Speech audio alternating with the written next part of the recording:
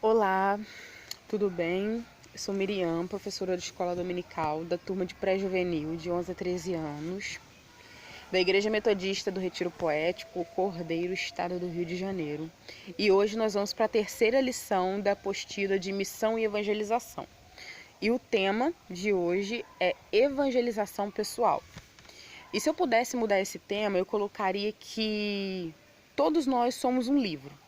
Eu acho que esse seria mais ou menos o tema, baseado em 2 Coríntios 3:2, que Paulo diz que nós somos uma carta escrita no coração que todos precisam ler e conhecer. Então me basearia nesse versículo. Anote aí, né, para você estar procurando e para você estar vendo na sua versão o que Paulo está dizendo sobre essa carta.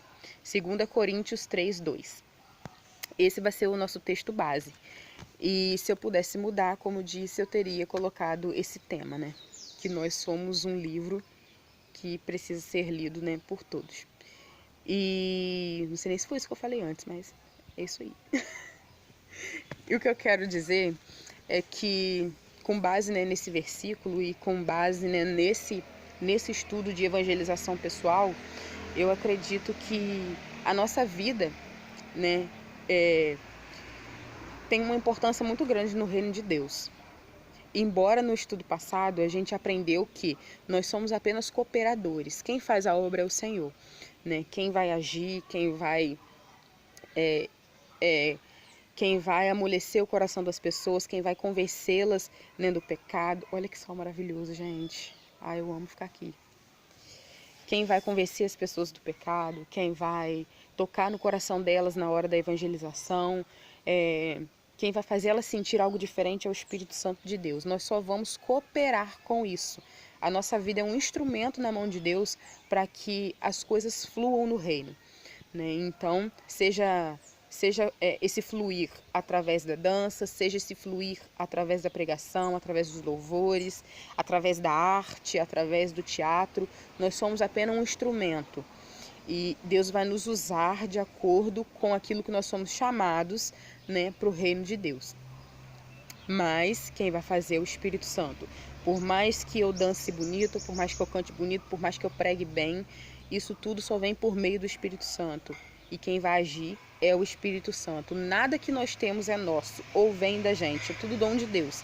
Então, nós somos apenas cooperadores. E a gente tem uma escolha de fazer parte desse plano perfeito de Deus, desse plano maravilhoso dele ou não. Quando eu me entrego, quando eu me lanço, quando eu quero fazer a obra de Deus, porque eu amo Ele e entendo que através da minha vida Deus pode fazer coisas maravilhosas na vida de outras pessoas, eu estou escolhendo fazer parte desse plano. Mas quando eu não escolho, quando eu não quero, ou quando eu ignoro o chamado de Deus, eu estou escolhendo não fazer parte daquilo que Ele me chamou para fazer, né? Daquilo que na verdade vai acontecer, eu aceitando ou não. Então a gente, né, tem uma escolha aí de escolher fazer parte do plano dele ou não fazer.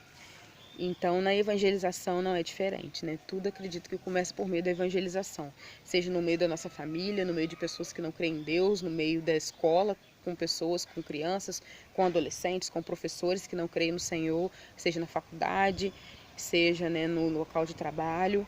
A nossa vida é uma carta e as pessoas olham pra gente tentando entender que reino é esse. Então, eu acho que a nossa vida no reino de Deus tem grande valia, né? Até porque se não tivesse, Deus não teria pagado um preço tão alto pela nossa vida, né? E tudo aquilo que a gente carrega, todas as nossas experiências, tudo que nós já vivemos, isso tudo vai contar muito. Por que vai contar muito? Porque as pessoas que nós vamos conhecer no momento de evangelização, na aula passada tinha até uma pergunta que eu até esqueci de fazer, que era assim, entre os métodos de evangelização, né, que a gente falou, qual você ou a sua igreja tem utilizado, né, tem realizado? E a gente vem de uma experiência muito boa do Metal Power, que eu acho que é uma experiência assim maravilhosa de evangelização que a gente tem tido. Esses dias tem estado um pouco parado por conta, né, do isolamento, mas é algo bem presente na nossa vida. E é um meio que a gente tem tido de alcançar muitas pessoas e através disso, né, as pessoas procuram entender que reino é esse. Quando as pessoas olham pra gente, olham, vê uns dançando, ver outros orando, ver outros pregando, ver outros cantando. Eu acho que elas sabem que a nossa vida não é perfeita, mas tentam entender por que a gente faz isso, né? Se tem acontecido tanta coisa, por que a gente fica alegre, né? Adorando um Deus, tá tudo uma doideira, né? Então, as pessoas olham pra gente procurando entender que reino é esse que a gente expressa, né? Por isso eu acredito que Paulo disse que a nossa vida é como um livro, como uma carta, né? Que muitos precisam ler e conhecer. E com certeza, quando conhecerem, vão saber, né, quem é Deus. E por que eu acredito que ele diga isso? Porque a gente tem muitas experiências antes de conhecer Jesus, durante e depois que a gente conhece, né? Isso conta muito na hora da evangelização, porque nós vamos conhecer pessoas, nós vamos conhecer pessoas que têm uma vida antes, durante e depois, tem um processo, e muitas pessoas vivem uma vida assim muito difícil, complicada, triste. E às vezes a nossa vida já foi assim. E o fato da gente poder compartilhar, tem um versículo que diz que nós somos testemunhas, né? Que o Espírito Santo veio para nos fazer testemunhas do reino, né, de Deus. Então, quando as pessoas olham para a nossa vida, e às vezes pensam assim, como que você pode estar adorando, como você pode estar na igreja? Elas, claro que elas não vão dizer adorando, porque elas ainda não têm esse linguajar, né, cristão, mas elas vão falar assim, como que vocês podem estar fazendo isso? Vamos colocar no dia de hoje, como que vocês podem ainda estar cultuando, como que vocês podem ainda estar felizes se está acontecendo o que está acontecendo, pessoas morrendo, pessoas doentes, e elas vão olhar para a gente e só vão ver a parte do agora, mas talvez a parte com que você viveu antes é o que vai, né, mostrar como era a sua vida antes de Cristo e o que ele fez na sua vida. E às vezes você fala assim, mas eu sou muito nova, eu sou muito novo, eu ainda não vivi tantas coisas assim. Mas mesmo você sendo um pré-adolescente, mesmo você sendo novo, você sendo nova, você já deve ter tido algumas experiências com Deus, algum momento de tristeza, algum momento de confusão, algum momento que você não entendeu o que os seus pais estavam passando, o que a sua família estava passando. E isso te causou algo que quando você teve um encontro ali com Jesus, através de uma oração, através de um louvor, aquilo mudou a sua vida. E não menospreze isso. Talvez a sua tristeza não foi a tristeza de ter perdido alguém, não foi a tristeza de ter passado por uma depressão, mas o que você passou é importante para a sua caminhada. Ainda que pareça ser ruim, isso tudo vai contar no reino de Deus. E talvez o que você passou, outra criança também passou. Eu, quando eu era criança, eu passava por muitas situações, como eu já expressei algumas vezes, eu sofri abuso. Isso foi muito ruim. Eu não tinha com quem conversar, não tinha quem me acolhesse, não tinha quem pudesse estar comigo. Isso foi muito difícil. E hoje eu posso compartilhar isso, até mesmo quando eu conversei, né, com alguns de vocês na escola dominical. Eu contei como foi e tentando instruir vocês para que isso não acontecesse com vocês. Então, toda experiência que a gente passa, por mais que a gente seja muito novinho, pode contar na vida de alguém, pode abençoar a vida de alguém lá na frente, né? E assim, o que Deus fez na minha vida foi algo assim muito maravilhoso. Então, o que eu tenho para dizer para vocês é que não desprezem os momentos que vocês passaram. Não fiquem achando que vocês são novos demais para ter alguma experiência com Deus, que não, de forma alguma. E Deus ele vai usar assim aquele que está disponível, aquele que está disposto, né, a amar outras pessoas. E fazer a obra dele é isso, amar. E através, né, da sua vida, através daquilo que você aprendeu, querer passar para outras pessoas, fazer outras pessoas vencerem das suas dificuldades, isso também é amar. Então, que vocês não menosprezem o que vocês passaram, por mais que pareça bobo, mas com certeza isso vai ajudar outras pessoas. E quando elas olharem para você, elas vão ver Jesus, mas elas vão querer entender o que aconteceu na sua vida para até então, para hoje você estar vivendo dessa forma. Então Deus vai usar o teu testemunho, a tua vida, a tua experiência para impactar a vida de outra pessoa. E talvez quando a gente, né, no momento que a gente está fazendo a evangelização, a gente vai se deparar com algumas perguntas que as pessoas vão fazer, porque talvez elas não entendam, né? Não é que elas não entendam, na verdade elas não sabem que o Senhor veio para elas. Muitas pessoas, quando a gente vai evangelizar, acham que Deus só veio para um grupo específico de pessoas, que foi o que eu falei, né? Lá atrás, na aula passada. Como evangelizar, por exemplo, as pessoas acham que os evangelistas são um grupo isolado e não. E quando a gente vai evangelizar, tem essa perspectiva do lado contrário também. Muitas pessoas acham que ser cristão, ou conhecer Jesus, ou viver uma vida com Ele, são só para alguns.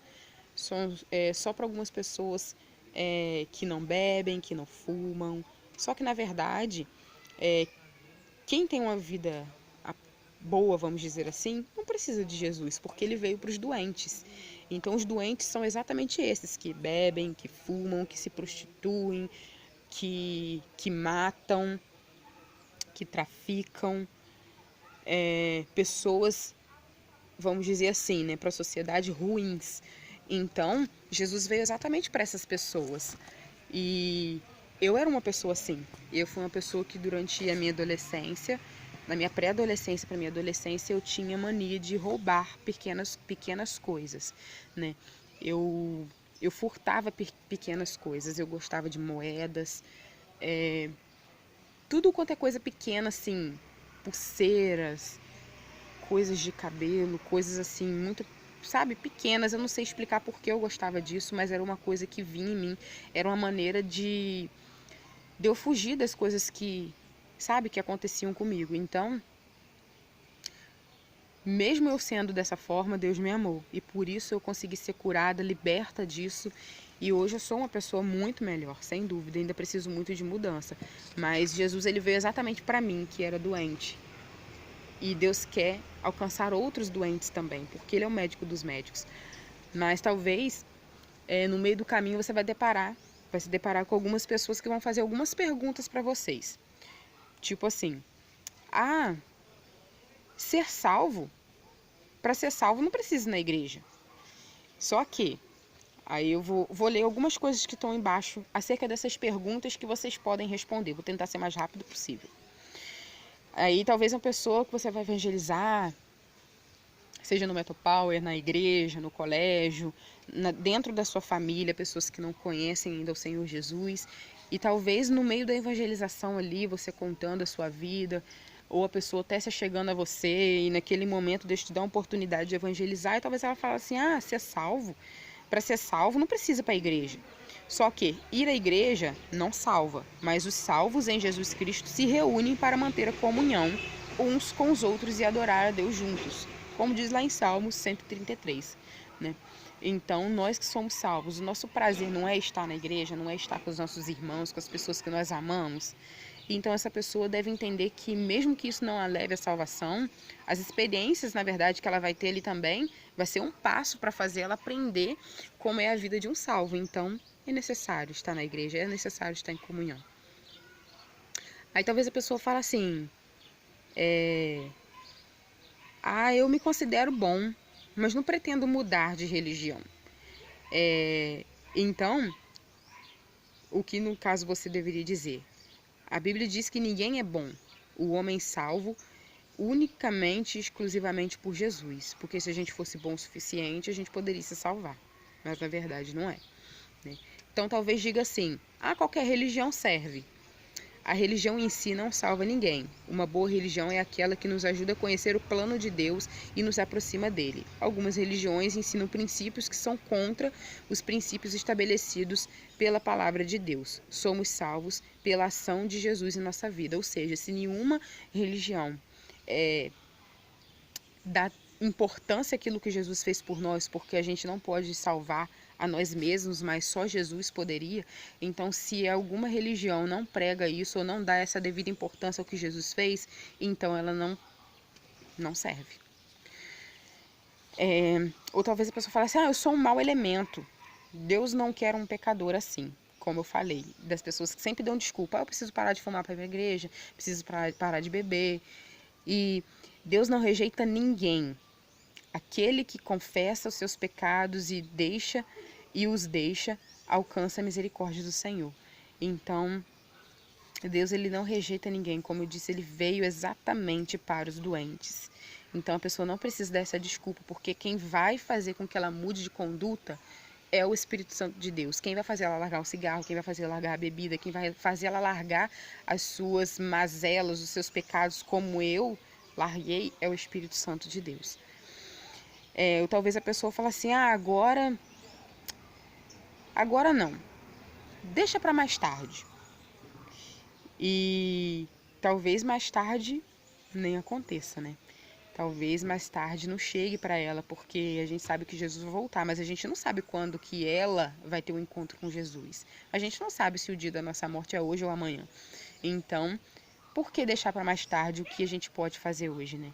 Então, que Deus te dê sabedoria numa hora que alguém falar algo desse tipo e talvez você use alguma experiência até que já aconteceu na vida dela, que ela poderia ter morrido, né, um acidente ou algo, e talvez Deus vai tocar no coração dela para entender que ele deu mais uma chance. Mas e outro dia? Será que ela vai ter? Então, por que esperar, né? Se a gente entende que Jesus é o único caminho, a verdade é a vida, por que esperar? Então, talvez a pessoa fale várias coisas. No fim, todo mundo será salvo. Deus não condena ninguém. De fato, Deus não condena. O homem escolhe o seu caminho. Quem nele crer não entra em condenação, mas quem não crê já está condenado. Isso está lá em Mateus 12. Meus amigos e colegas me deixarão se eu me tornar crente. Não haverá jamais falta de amigos para aqueles que estão salvos em Cristo Jesus. A gente mesmo vê isso na nossa comunhão com o Senhor. E uma série de outras coisas que as pessoas podem me perguntar ou falar, que depois eu vou até colocar ali para o vídeo não ficar muito longo. Eu vou colocar, né, no grupo para vocês verem todas as coisas que as pessoas podem falar ou podem te dar como desculpa, né? De que não querem, ou como dúvida mesmo, e não só desculpa, mas como dúvida, né? De que se ela pode ou não ser uma pessoa que crê em Jesus. As pessoas às vezes se acham indignas, então de fato são, mas Jesus trouxe essa dignidade, né? A gente por nós mesmos seríamos indignos o resto da vida, mas Jesus trouxe essa dignidade, essa ressocialização pra gente, né? Novamente, colocando a gente, né, em sociedade, como ele fazia antigamente com os publicanos, com os ladrões, com os cobradores de impostos. Jesus se assentava com essas pessoas para trazê-las de volta para a sociedade, fazê-las entenderem que elas eram importantes. E na evangelização é exatamente assim. A gente precisa mostrar para essas pessoas que assim como ele fez na nossa vida, ou na vida de alguém que a gente conhece, ele pode fazer na vida dela. E ele quer fazer, não só pode, mas ele quer. Ele deseja, porque o desejo do Senhor é ter uma família de muitos filhos semelhantes a Jesus. Então sempre pense nisso quando você for evangelizar alguém. Não olhe por que ela faz ou por que ela já fez, porque nem Jesus condena ela. Mas olhe para o que ele pode fazer na vida dela. Quando eu olho para mim, sem Jesus, eu acho que hoje nem sei o que eu seria, sinceramente. Com certeza não estaria casada, não teria uma família, não seria feliz. Nem sei, sinceramente, se eu seria uma drogada, o que eu seria da minha vida. Mas quando eu olho para mim hoje e vejo que Deus teve misericórdia da minha vida, eu consigo olhar para outras pessoas que têm a vida até muito pior do que a que eu tive e ver que Deus pode fazer algo na vida dela. E muito do que vai acontecer vai ser através da minha vida, do meu testemunho pessoal, daquilo que Deus fez na minha vida, daquilo que Ele me curou, me libertou. Tem vezes que eu até esqueço de verdade que um dia eu já fui ladra, vamos dizer assim, né? Sério mesmo. Esses dias eu tava lembrando, assim, por um acaso, do que Deus já tinha me libertado. E eu já nem lembrava mais. Mas às vezes é necessário lembrar para que outras pessoas vejam que é esse tipo de pessoa que Deus quer. E através da sua vida, Deus vai fazer isso. Lembre sempre as pessoas de que elas são importantes e de que mais do que Deus pode fazer, Ele quer fazer na vida delas algo maravilhoso. Então, que Deus, em nome de Jesus, possa estar te dando sabedoria, fazendo você fluir no seu chamado. E dentro da evangelização, você vai cumprir, né, o ID do Senhor. através daquilo que Ele te chamou para fazer. Então, Senhor, que o Senhor use cada adolescente, Pai, cada criança, dentro daquilo que o Senhor chamou eles, em nome de Jesus, que o Senhor esteja fazendo com que eles entendam que eles são cartas que serão lidas por pessoas e que através da vida delas, pessoas conhecerão o Senhor Jesus e se renderão a Ele. Que elas aprendam, Senhor Deus, amar pessoas e que o Espírito Santo dê paixão por vidas a cada dia mais, em nome de Jesus. Amém. Então, que Deus abençoe vocês. Espero que vocês tenham, entendido um pouco do que a gente conversou e que isso seja válido para a vida de vocês, em nome de Jesus. Amém.